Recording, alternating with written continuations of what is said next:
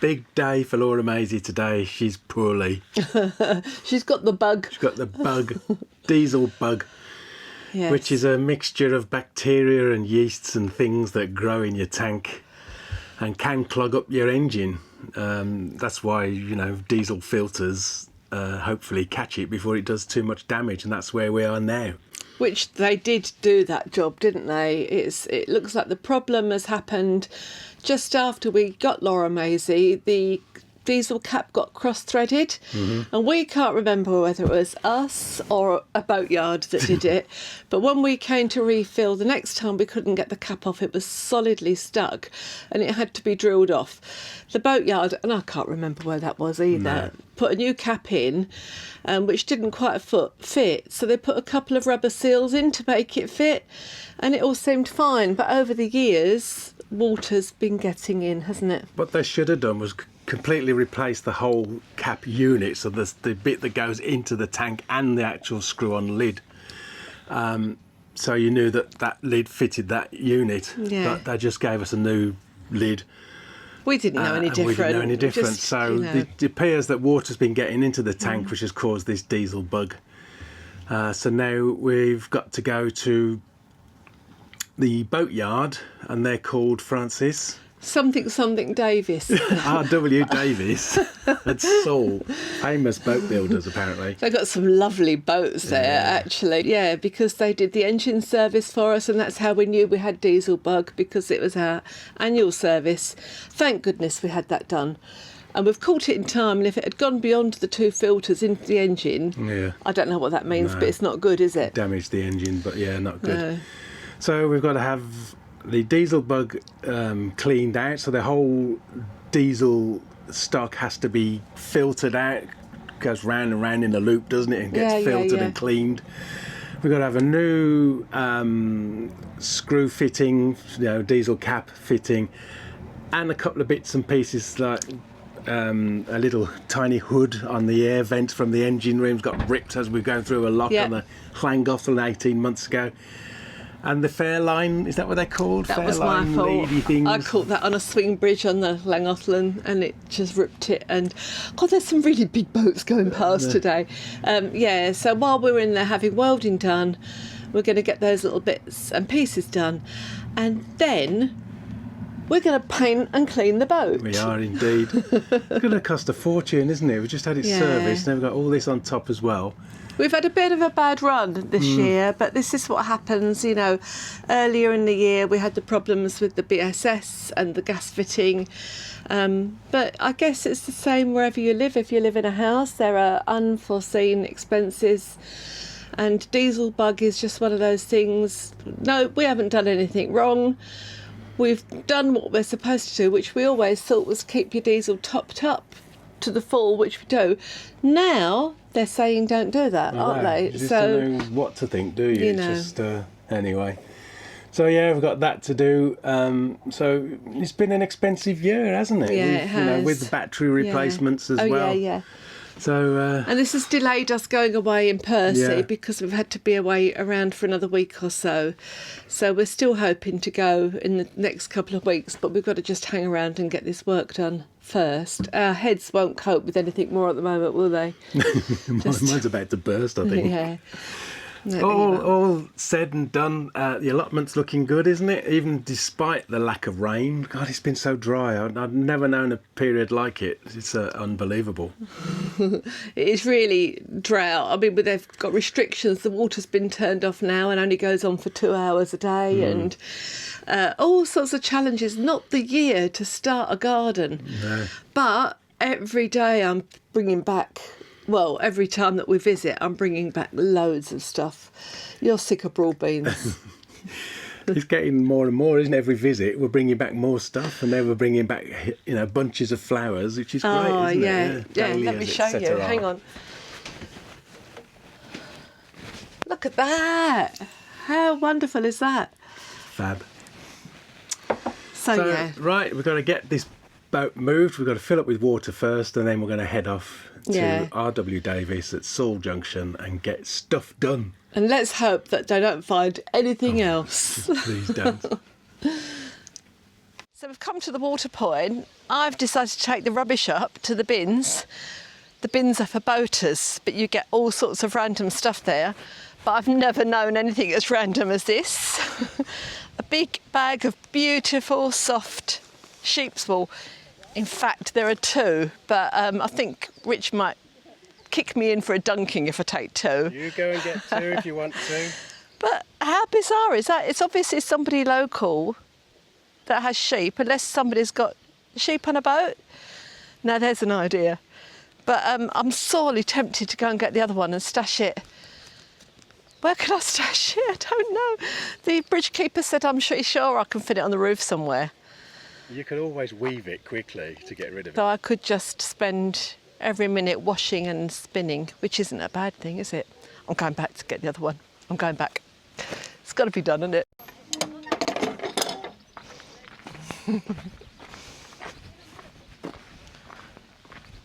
It's a free gift. What can I do? You know, it's just such a shame that wool has got no value, that people can just dump it at the bin. Now, that's terrible, isn't it? But it's not terrible for me, it's great for me.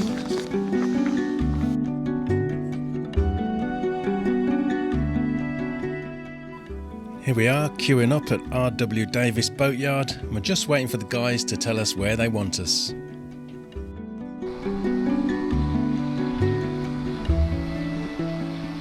Jason from Clean Fuel Marine is straight on it, cleaning out our contaminated fuel.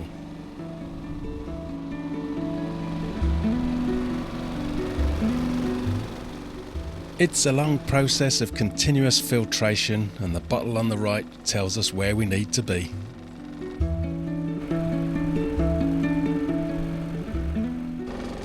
Getting cleaner.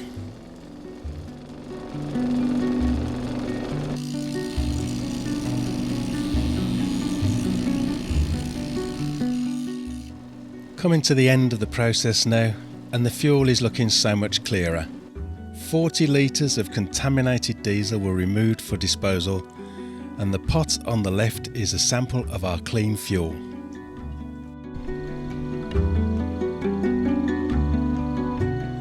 So, with all jobs done and our new fittings, we can leave to find a quiet spot and lick our wounds. It's time to give Laura Maisie a bit of a spruce, starting with clearing the roof and cleaning it down. It's a bit mucky, especially underneath where the planks are held.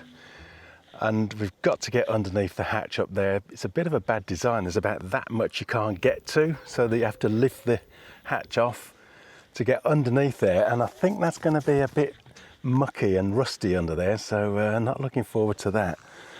So it's early in the morning, it's about 9 o'clock, and it's not hot yet. Sunglasses required, it's a bit glary in the sun. I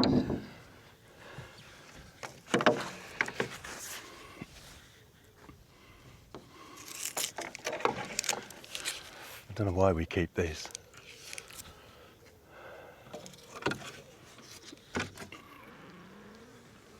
Oh, blimey, that's heavy.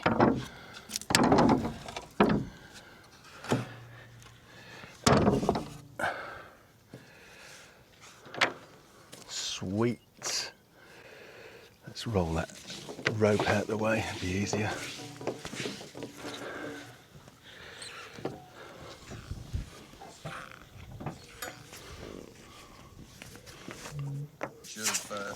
Jobs like this go much quicker when you've got a good podcast to listen to. In this case, it's a word in your ear. How's it going, Fran? It's all right, it's hard work, but it's okay. So you can get lots of commercial canvas cleaners, but they tend to be quite strong in chemicals and not very good for the canal and for the water, and she's quite clean here. So I'm just using elbow grease and vinegar spray. I'm working hard, and hopefully it will come up clean. And then we'll have to get some waterproof spray and respray it afterwards. But that's fine. If we ever have any rain again, to keep it waterproof. It would be nice, wouldn't it, to have to bother? But yeah. I guess unless this gets done a couple of times a year, it's just that the, sorry, I've got a sore eye. It's just that the algae just gradually builds up and turns it a little bit green. But it'll be lovely once it's done. Oh, it's not too bad. Is it all right? Yeah, I thought that would be really rusty, but I thought it was rusty, but last time I had a look. all it is mucky. So we have got some rust underneath there, running all the way along underneath this lip. Not a lot I can do about that just now, so I'm going to let that dry off and put some Furtan on it, rust stopper stuff. Channel. You can watch pretty much every That's why we're keeping that net. And I watch some of them, and the performances by the classic 80s pop acts. Told you we should keep it. By and large, they sound awful. They just don't sound great. That's a lot better. Let's give those panels a polish. Time for a cuppa. So last episode you saw me washing some wool that we'd got from Scotland, and this was how it finished up. Big basket full of washed wool. There's still a few little bits and pieces in there, little bits of debris in there, but the next step is to try and get all these fibres, which are all jumbled up all over the place, all laying in the same direction, and this happens on the carding machine. So as I fluff it out, some little bits and pieces fall out of it anyway, and I literally just turn the handle. It gets caught between the two teeth on this wheel, which actually combs it, and it comes out all in the same direction. I run it through this machine twice actually, just to get it smoother, and we end up with this beautiful fleece ready for spinning.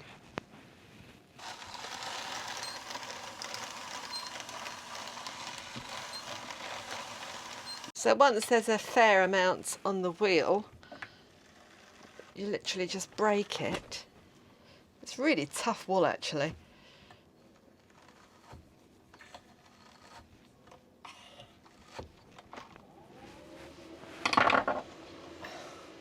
And this is just one pass through the carder. I will then take it through again just to get it even smoother. But you can see the difference from that to that.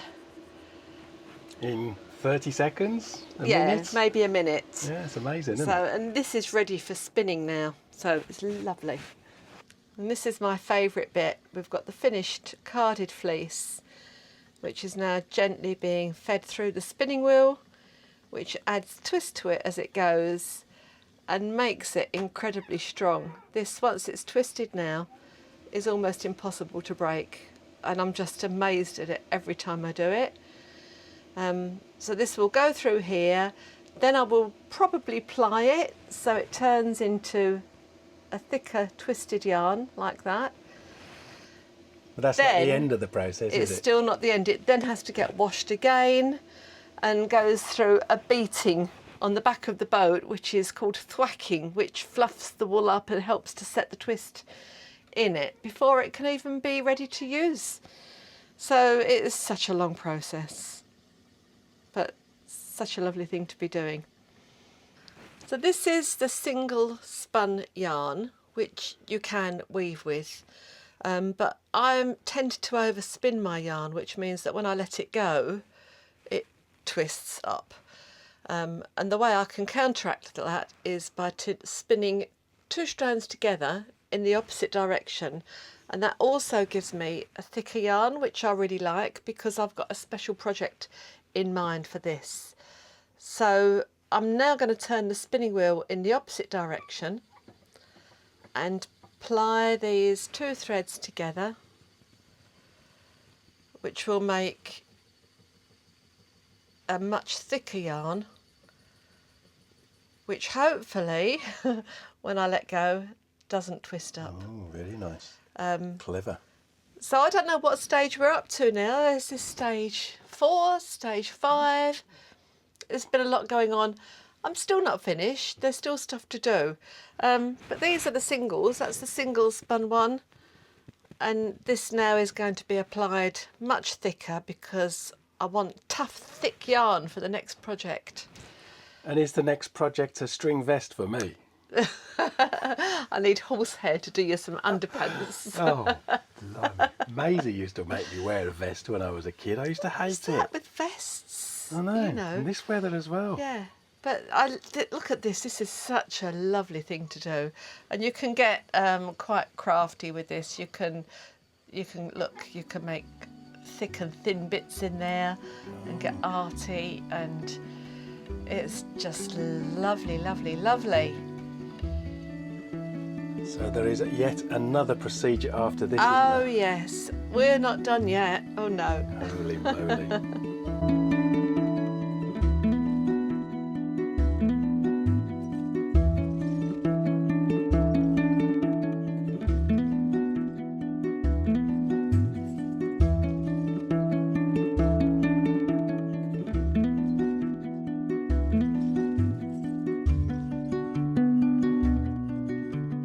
Spun and plied yarn has been tied up into a skein and just gently soaked for about 3/4 of an hour. And what this does is it just expands the wool and helps the twist to set. It's a bit like if you've had your hair in a plait. We want that to stay as it is, that twist. So I'm just going to gently dry it off a little bit, and then the fun begins. Oh, missus, what are you doing? So this is thwacking. Not everybody thwacks their yarn, and I'm not quite sure of the science behind it. You can just snap it like that, but that's not nearly as much fun as that. And it somehow spreads the twist evenly and makes the wool stronger. Some people say it makes it a little bit fluffier. Not everybody does it, but you know what? That is so good for you. So thwacking, that's the last stage. This then gets hung up to dry and it's ready for use then. You never stop learning about people, do you? And that's now ready to weave when it's dry. Once it's dry, yeah, the little pink bit in there is just where I've tied it up so that it doesn't get tangled, and that would be ready to weave. Yeah.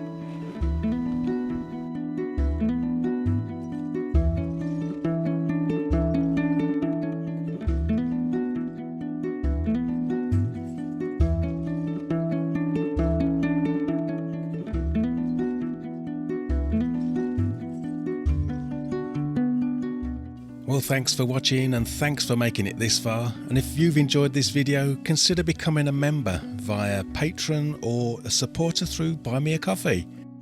Details in the description below, or go to our website floatingourboat.com. See you next time.